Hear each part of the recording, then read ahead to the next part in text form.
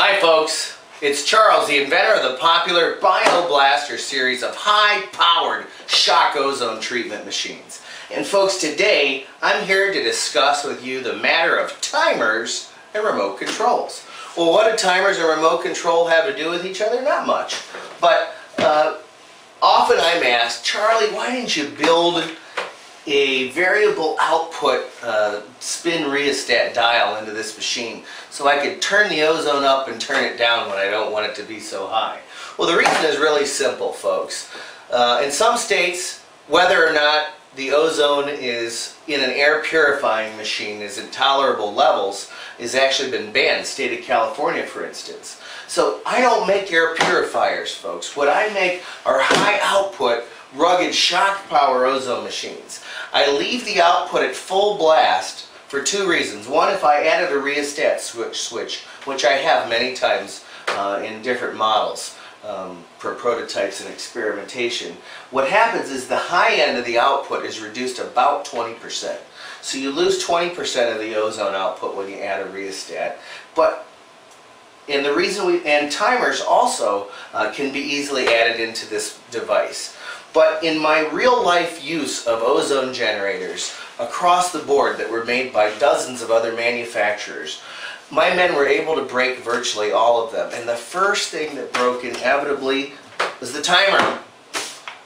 Digital timers that can be built into this machine, they only cost a few dollars for me to buy wholesale. I can easily add them to the device. But if I do, and the machine ever breaks, you the homeowner, or especially the contractor, you're out of luck, because the machine won't work without a functional timer. So we opted to leave the timers out of the machine and instead tell you to invest in a simple $7 to $8 heavy-duty timer from your Home Depot or Lowe's big box store. This timer is super simple. You just plug your machine into it. You set it like a microwave to come on and go off when you want it to. You plug it into the wall, you leave the room, and when you come back, the area you've treated has been shocked and cleaned. And if you set it to turn off 2 hours before you return to your home, the levels of ozone have practically returned to nothing. They're down to about 1.5%. They've had 6 halvings in that 2-hour time period. So why didn't we build a timer in our ozone machines? Because I knew that if I did, it would be a disservice to you, the customer. Well, what's that got to do with remote controls?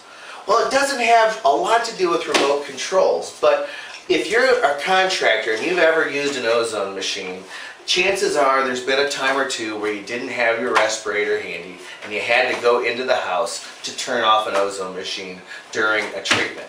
And I confess I'm absolutely guilty, and so are many of our men. Some of our competitors even recommend that homeowners do this. I never recommend doing that. Learn from my mistakes in the past. Don't do that. Always use your ozone machine with a timer. Or if you're looking for one of the coolest new features to hit the ozone world, brought to you by, again, me, the inventor of the BioBlaster, we have developed for you an add-on remote control starter for your ozone machine. This little device will let you turn your machine on or off from up to 80 feet away. That's right, you can be sitting out in your car and turn your ozone machine on and turn it off at the touch of a button. Turn it on, turn it off. It's just that simple. This allows you to turn off the ozone machine inside the room you're treating while you sit comfortably and safely on the other side of the door without having to breathe any of that gas and giving it the time it needs to dissipate prior to your re-entry. Folks, as a contractor, if I would have had one of these remote starters years ago when I was in the trenches doing the physical work myself, it would have been a godsend. Fortunately, my guys now have access to it, and your guys can too. It's a $75 feature, but boy, it's a remote control starter. Don't take my word for it. Buy one and prove